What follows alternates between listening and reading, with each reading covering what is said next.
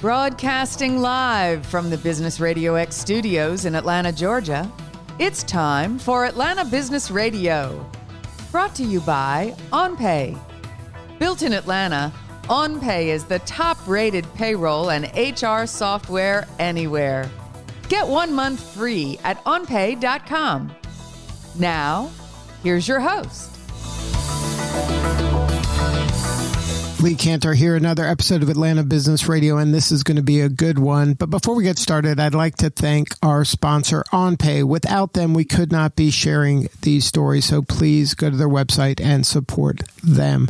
Today on Atlanta Business Radio, we have Brad Stevens, and he is with Entrepreneurs Association Atlanta. That's EO Atlanta. Welcome, Brad. Hey, Lee. Thanks for having me. Well, before we get too far into things, can you just tell us about EO and the Atlanta chapter and how you serve folks?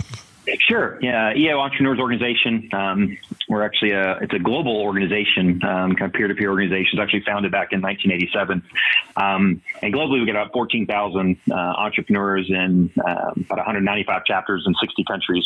And so the EO Atlanta chapter, we're actually just celebrating our 25th anniversary, and we've got about close to 200 members between our members and our accelerator members, which I can share. And we're committed to the ongoing growth and development to help the city's leading entrepreneurs kind of expand their capabilities and growth as we add value in our city. Now, there's a lot of business associations out there. Can you explain the difference about EO and how that works as opposed to something like Chamber of Commerce or Vistage or another one of those kind of groups? Sure. And a lot of people are involved in a whole ecosystem of organizations, in their professional life. And those are all great organizations that you mentioned. I mean, EO is, it's primarily all entrepreneurs. I mean, it is always, it's people that have either started or they're the primary shareholder in their business. It's making the key decision. So it's an opportunity to be in an organization with fellow entrepreneurs. Unlike some organizations, kind of a mix of people that may be in management or what have you, but it caters specifically to entrepreneurs. And we have a program for larger businesses and smaller businesses, kind of depending on where they are on their growth path.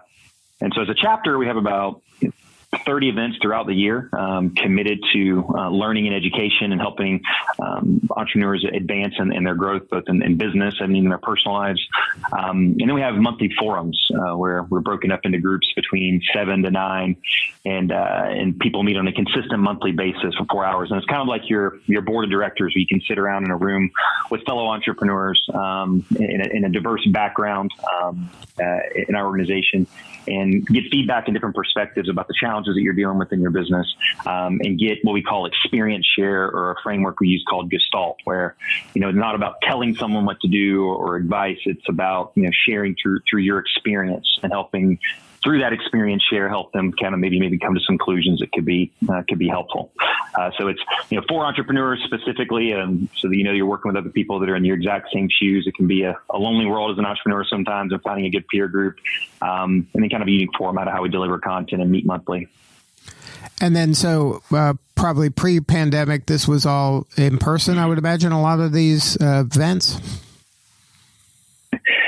Right. It's as everybody, we've had to be willing to shift and reposition our organization. And so, a lot of our events were all kind of in person, both social events that we get together on a regular basis, as well as learning events where we bring speakers in and we go to a venue and we have, some kind of beverage and food and have a speaker come. But we had to shift to both our events themselves. So we've been moving to virtual delivery, primarily through Zoom, which everybody has probably had 1,000 Zoom meetings at this point. And then for our forums as well, meeting on a monthly basis. But I tell you, even though we haven't been able to get together in person, this is when the value of an organization like this has some of the most tremendous value, is everybody's been hit with this situation in a different way. And to have a group of peers that you can come be with, to share and navigate the challenges. And then we've just been pooling resources. And frankly, this is where we felt the strength of the global nature of our organization, is that I'm able to connect, and I'm hopping onto, we have a global Slack channel. We're able to connect with thousands of members around the world. And right at my fingertips from my computer every day, I have a team of people that are in my shoes, similar globally, we can tap and connect with. So we've had to go virtual with a lot of our events, but We've been very fortunate to have a lot of the communication technology to connect with people all over the world, and we producing webinars on PPP related stuff and finance and marketing and how to, pivot, the cliche word, but that's really what a lot of people are having to do, pivot, reposition. And then with EO Atlanta, we have strategic alliance partners. So we don't call them just sponsors, they're strategic alliance partners. Because they become a part of our organization. We have accounting firms and law firms that work along with us, like Baker Donaldson and Littler, and we have EOS implementers as well, and a variety of others. So they've been super gracious in creating content for all of our members as well, specifically related because they're experts in their subject matter to help our members. So the virtual world has been not ideal. We all want to kind of get together in person, but it's been incredibly valuable bringing our community together and getting everybody the value they need. Now, what kind of intelligence has bubbled up when you're kind of talking to people around the globe around maybe a strategy to navigate this pandemic? Have you learned anything that you're able to share back to your members? Has there been some kind of low-hanging fruit like, hey, if you do one thing, make sure you're doing this, or whatever you do, don't do that? What have you learned? Yeah, certainly. I mean, there's been one of the things is everybody's trying to figure out how to navigate with their staff and with their employees. I mean, no one wants to be in a place of having to let staff go. And so there's been a tremendous amount of share with everybody's been sharing their game plan, even sharing the exact, messaging and emails or conversations that they're sharing with their employees. So it's been amazing to, see what everybody has been sharing around that to kind of crowdsource knowledge. Financial planning and strategy, how do you put together, a quick financial plan to kind of measure, best and worst case and medium scenarios in your cash flow planning as you're trying to figure out how to, trench down and kind of get through, the other side. There's been specifically industry groups that have formed, entrepreneur EO organization members, and we have members from all different industries within our organization, and all different, backgrounds as well, gender, race. So it's a good diverse range of people that can pull experience from. But we've had one specific to industry, so you can connect with people that are in the restaurant industry or in the hospitality industry or in the real estate industry. So we've kind of subformed some of those groups even within our organization to get perspectives from people outside your industry, but also, from within. And that's part of kind of what we shared with the whole Atlanta community, what we've been doing with this Project United initiative, which I can share more about. As an organization, we'd like to, for entrepreneurs in Atlanta that don't have a sense of community to kind of plug into, or an organization like those of us that are EO members. I had a chance to be in the organization for 7 years and been on the board for 6 years. It kind of makes some of that content information and the opportunity to connect available to other members in the Atlanta community and entrepreneurs that are seeking that. So we've been trying to not only leverage it, with our own membership, but how can we, help share that as well and help others in our community. So let's talk about that. What's the resources you're offering up? Well, so we decided to kind of put together a whole initiative, and actually one of our members, Dominique Love, and a lot of people know she's very involved in the Atlanta Food and Wine Festival, helped kind of launch that whole program.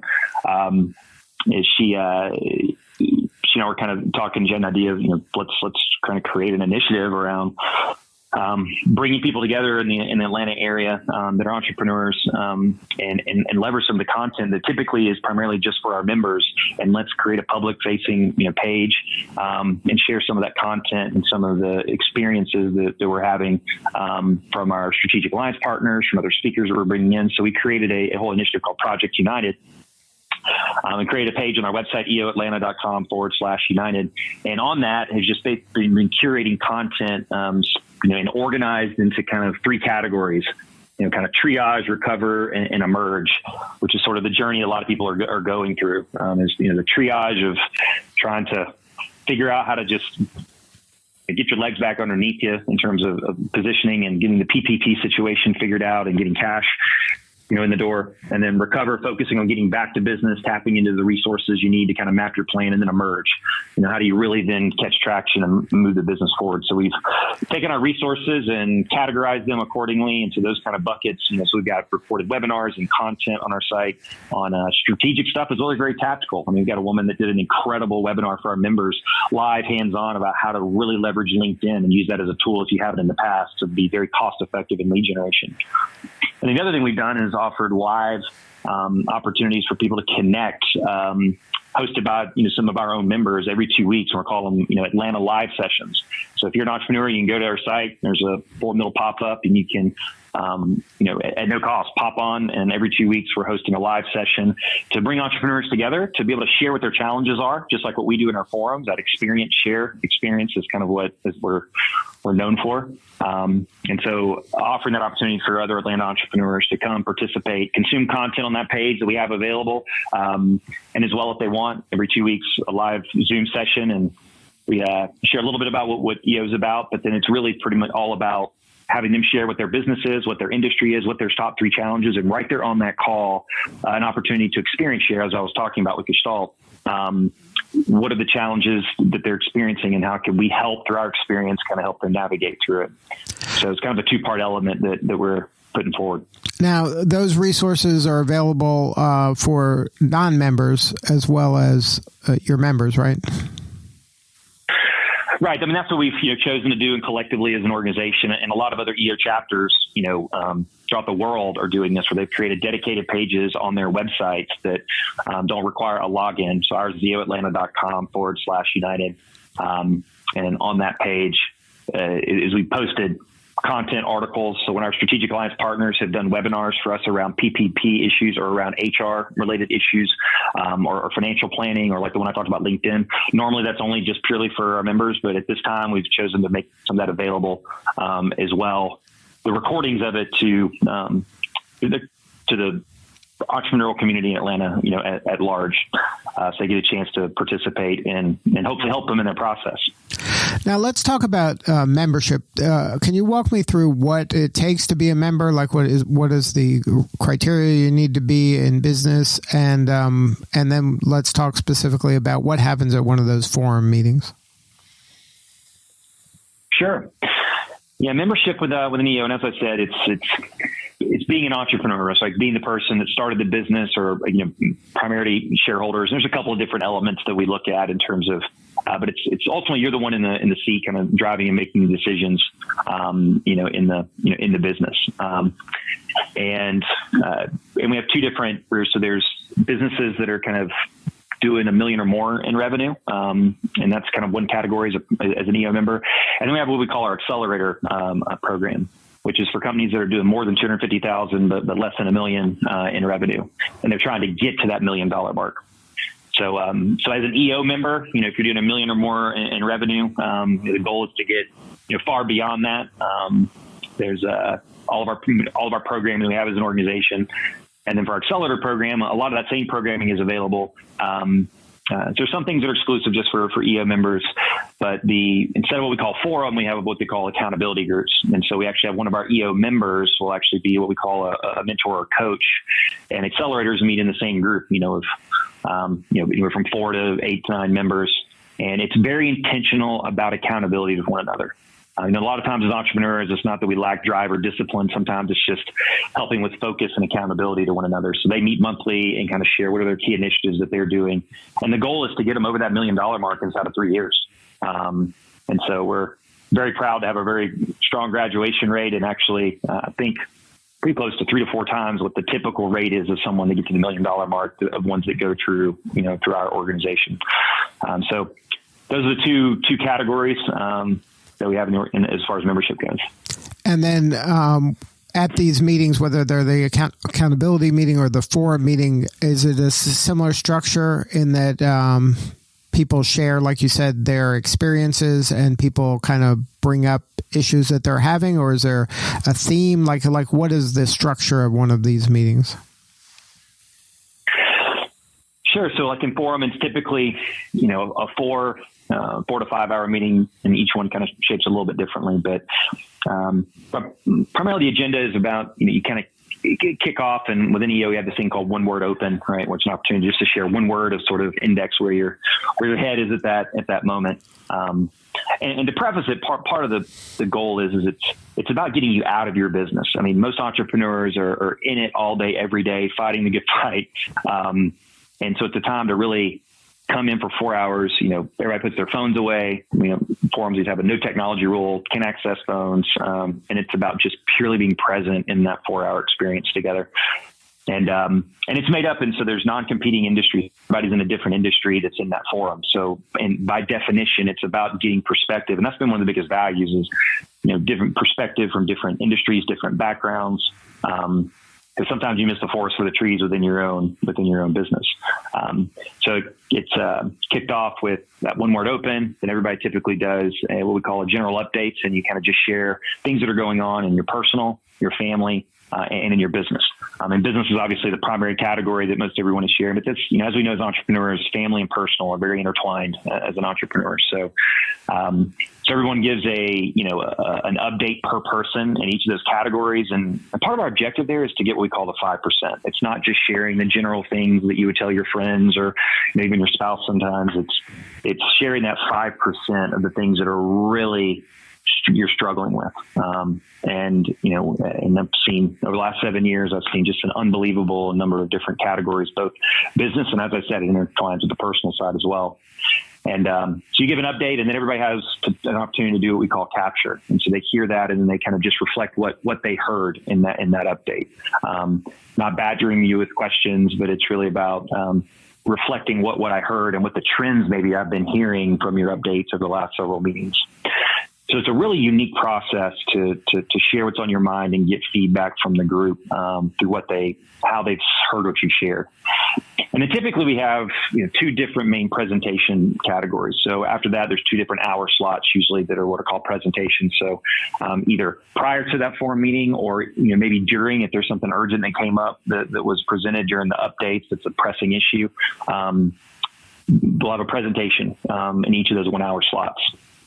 And those are just very specifically structured on presenting the situation, what are the challenges that you're dealing with, what are the feelings associated with it, and then everyone to kind of go around and ask clarifying questions, and then also after that give experience shares based on what I heard in your situation, whether it's a financial issue or a marketing issue or a hiring issue or a home life issue, and everybody gets a chance to share those experiences with one another. And there's a break, and then we do another one of those.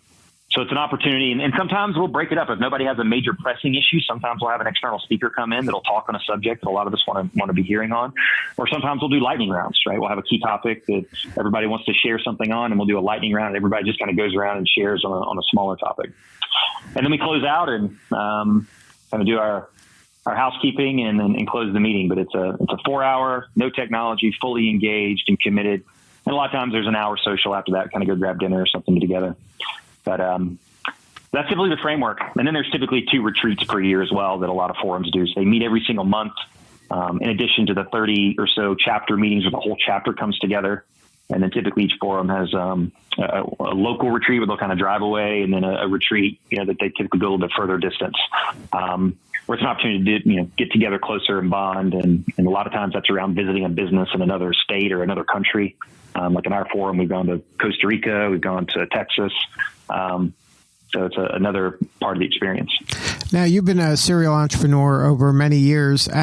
How have you leveraged EO? Is this something you think you don't think you would have achieved your success without it, or it's a nice to have? How would you kind of describe it for you personally? Well, it is.